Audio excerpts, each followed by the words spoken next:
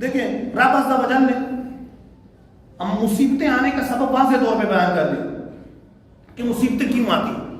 یہ اس طرح کے کبھی طوفان آ گیا, کبھی سیلاب آ گیا, کبھی زلزلہ آ گیا, اتنے لوگ دب کے مر گئے, کبھی جہاز کریش ہو گیا, کبھی ٹرین کا ایکسیڈنٹ ہو گیا, اتنے لوگ فوت ہو گئے, اتنے لوگ کو یہ ہو گیا. یہ عمومی طور پہ اس کا قرآن پاک کیا بیان فرما رہا ہے, وما اصابکم من مصیبت فبما کسبت ایدیکم, جو تم پر مصیبت آئی ہے اس کی وجہ یہ ہے کہ جو تمہارے ہاتھوں کے کرتوت. قرآن کہہ رہا ہے تمہارے نافرمانیوں کی سزا, نافرمانیوں کی وجہ سے کہ جو یہ سختیاں آ رہی ہیں یہ تمہاری نافرمانیوں کی وجہ. ایک دوسری جگہ کتنے سخت اور واضح لفظوں میں فرمایا ظاہر الفساد فی البر والبحر, خشکی میں یا تری میں جو بھی فساد برپا ہوتا, خشکی میں اگر کوئی ایکسیڈنٹ یا اس طرح کا معاملہ ہو گیا, یا تری سمندر کے اندر جہاز ڈوب گیا, کوئی مسئلہ ہو گیا, فرمایا خشکی میں اور تری میں جو بھی فساد برپا ہوتا ہے کیوں, بما کسبت ایدی الناس, لوگوں کے ہاتھوں کی کر دو, لوگوں کی نافرمانی. یہ کوئی اور نہیں کہہ رہا, رب قرآن میں فرما رہا کہ یہ انسانوں کے ہاتھوں کی کرتوت ہے, ان کی نافرمانیوں کا نتیجہ, نافرمانیوں کی وجہ ہوا. اور وجہ کیوں ہے, عذاب کیوں آتا ہے, لِيُذِيقَهُمْ بَعْضَ الَّذِي عَمِلُوا, ان کے بعض گناہوں کی سزا, مکمل سزا نہیں ہے, بعض گناہوں کی سزا ہے. اور وہ بھی اس وجہ سے آئی لَعَلَّهُمْ يَرْجِعُونَ, ہو سکتا ہے رجوع کر رب کی طرف آ جائیں. دیکھیں اچھا فلاں جگہ یہ ہو گیا, اتنے لوگ مر گئے, ان میں بھی ہو سکتا تھا, اتنے لوگ ڈوب گئے, ان میں بھی ہو سکتا تھا, اتنے لوگ ہلاک ہو گئے, ان میں بھی ہو سکتا تھا. ڈر جائے, غور و فکر کرے کہ میں نے اپنے نیکی کا راستہ اختیار کرنا ہے. موت آئے تو یا تو سجدے کے اندر موت آئے, اللہ کا ذکر کرتے ہوئے موت آئے, اچھی جگہ پہ موت آئے. یہ نہ ہو کہ رب کی نافرمانی کر رہے ہو اور دنیا سے چلے جائیں.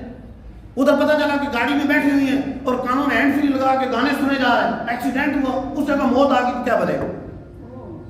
لیکن اس کے بجائے اگر تلاوت قرآن کر رہے ہیں اور ایکسیڈنٹ ہو جاتا ہے, دنیا سے تو سب نے جانا, کل نفس ذائقۃ الموت, ہر نفس نے موت کا ذائقہ چکھنا. لیکن اگر اچھی موت آئے گی تو پھر انجام اچھا ہے. لیکن اگر بری حالت میں موت آئی, اس حالت میں کہ گناہ کر رہے ہو, رب کی نافرمانی کر رہے ہو, غلط جگہ پہ بیٹھے ہیں, اگر اس وقت موت آ گئی تو پھر کیا بنے, پھر کیا ہو. تو قرآن واضح طور پہ کہہ رہا ہے خشکی تری میں جو بھی فساد برپا ہوتا ہے, خشکی تری کے اندر جو بھی فساد برپا ہوتا ہے, جو بھی عذاب آتا ہے, جو بھی معاملہ ہوتا ہے, اس کی وجہ کیا ہے. فرمایا اس کی وجہ یہ ہے کہ لوگوں کے ہاتھوں کے کردوت, لوگوں کی نافرمانیوں کا نتیجہ ہے, ان کے ہاتھوں کے کردوت ہے. اور یہ بھی ان کے کل گناہوں کی سزا نہیں ہے, یہ ان کے بعض گناہوں کی سزا ہے, ان کی بعض نافرمانیوں کی سزا ہے. دیکھیں بعض ایسے اعمال ہوتے ہیں کہ دنیا کے اندر اس کے اثرات نظر آ جائے, ہر ایک کے نظر نہیں آتے. ورنہ آپ نے حدیثیں سنی ہوگی, گناہ کرتا ہے تو دل پہ ایک نقطہ ڈال جاتا ہے, اب کرتے کرتے دل سیاہ ہو گیا, دل سخت ہو گیا, نماز میں دل نہیں لگ رہا, اللہ کے ذکر میں دل نہیں لگ رہا, نیکی میں دل نہیں لگ رہا, تو یہ گناہوں کی نوسط ہے. آدمی جب بیمار ہوتا ہے تو ہر چیز کڑوی لگتی ہے, کچھ کھانے کو دل نہیں کر رہا ہوتا. ایسا نہیں ہے کہ خوراک کے اندر کڑواہٹ ہے, وجہ یہ ہے کہ اس کے وہ بیمار ہے, اس کے مرض کی وجہ سے اس کو یہ اچھی چیز نہیں لگ رہی, اس کو ہر چیز کڑوی لگ رہی, اس کو ذائقہ نہیں آ رہا. تو اسی وجہ سے انسان گناہوں کا مریض ہوتا ہے, دل پہ نقطے لگ گئے, دل سیاہ ہو گیا, تو اب نیکی میں دل نہیں لگے گا, اب اللہ کی فرما برداری میں دل نہیں لگے گا, اب ذکر اللہ میں دل نہیں لگے گا, درود پاک پڑھنے میں دل نہیں لگے گا, اب نماز پڑھنے میں دل نہیں لگے گا. تو لہٰذا ایسا ایسا جب نیکیوں میں دل لگائیں گے کہ وہ ایک وقت آئے گا کہ نیکیوں میں دل لگنا شروع ہو جائے گا, نماز میں دل لگنا شروع ہو جائے گا. تو کئی ایسے اعمال ہوتے ہیں کہ دنیا میں ان کی سزا مل جاتی, اور کئی ایسے اعمال ہیں کہ دنیا کے اندر جزا مل جاتی.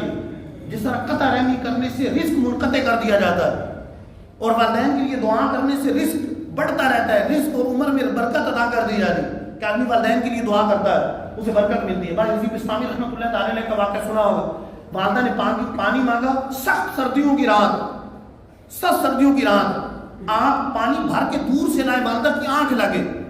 اب والدہ کو جگاتے ہیں تو پھر ان کی نیند میں خلل آتا ہے, اور والدہ کو جگاتے نہیں ہیں, سو جاتے ہیں پانی رکھ کے. اور پھر بعد میں یہ خیال آتا ہے کہ اگر یہ اٹھ گئی اور پانی مانگا تو اب کون دے گا, میں سو گیا. تو اسی جگہ کھڑے رہتے, سوتے نہیں ہیں, پانی رکھتے نہیں ہیں. پانی گرا تو اتنی سخت ٹھنڈ ہے کہ برف جم گئی, زخم ہو گیا. بہرحال والدہ کی جب آنکھ کھلی, دیکھا کہ بیٹا پانی لیے کھڑا ہے, اس وقت سے کھڑا.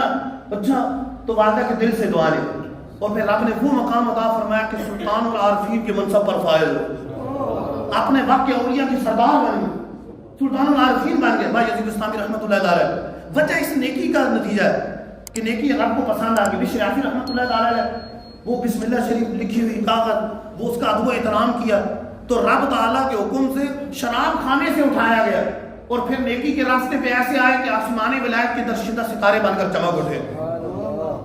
اس مقدس کاغذ کا ادب کیا, بسم اللہ شریف کا ادب کیا, مقدس کلمات کا ادب کیا, تو یہ نیکی کی تاثیر ہے. حجاج بن یوسف بڑا ظالم حکمران گزرا ہے, بڑا ظالم تھا, کئی لوگوں کو اپنی تلوار سے قتل کیا. کہا جاتا ہے کہ 1,00,000 لوگوں کو اپنی تلوار سے اس نے قتل کیا, مسلمانوں کو قتل کیا. تو بڑی قتل و غارت کی حجاج بن یوسف. تو 12 مقرر اچھا تھا, تقریر اچھی کر لیتا. تو ایک مرتبہ کوئی کسی نے اسے کہہ دیا کہ تم حضرت عمر فاروق اعظم رضی اللہ تعالیٰ جیسا عدل کیوں نہیں کرتے, فاروق اعظم رضی اللہ تعالیٰ کی سیرت تمہارے سامنے, اس جیسا عدل کیوں نہیں کرتے. اس نے جواب دیا, ہمارے سوچنے کے لیے جواب ہے, اس نے تو غلط ہی کیا جو ہے. اس نے کہا تم ابو ذر بن جاؤ, میں فاروق اعظم بن جاتا ہوں. مطلب یہ کہ تم اپنے اندر نیکی پیدا کرو تو حکمران بھی تمہیں اچھے ملے. اگر تم خود کہو کہ میں جیسا مرضی ہوں, جو مرضی کرتا رہوں, اور یہ ہے کہ اوپر میرے اچھا ہی آئے بندہ, سارے انصاف کرنے والے ہیں, سارے اچھے آئے, تو کہنے کا مقصد یہ ہے کہ اچھائی جو اچھائی ہے اس کا انجام اچھا ہے, اس کے لیے پھر انسان اللہ تعالیٰ اسباب پیدا فرما دیتا ہے. تو اچھائی اور نیکی کا نتیجہ خوشحالی ہے اور برائی کا نتیجہ بربادی ہے.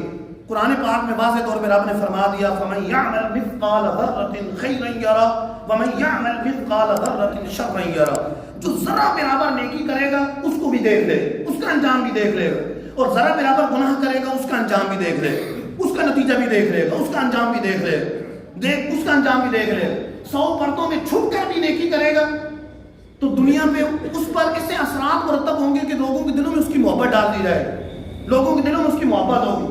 اور 100 پردوں میں چھپ کر بھی گناہ کرے گا اس کی نحوست اس کے پر ظاہر ہو. ایسا نہیں کہ کوئی نہیں دیکھ رہا تو اس کے اثرات نہیں ہوں, اس کے اثرات ہوں.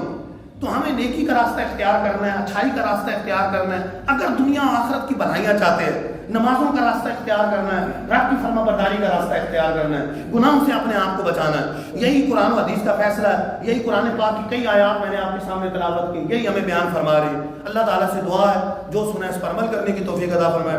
آمین بجاہ النبی الامین صلی اللہ علیہ وسلم.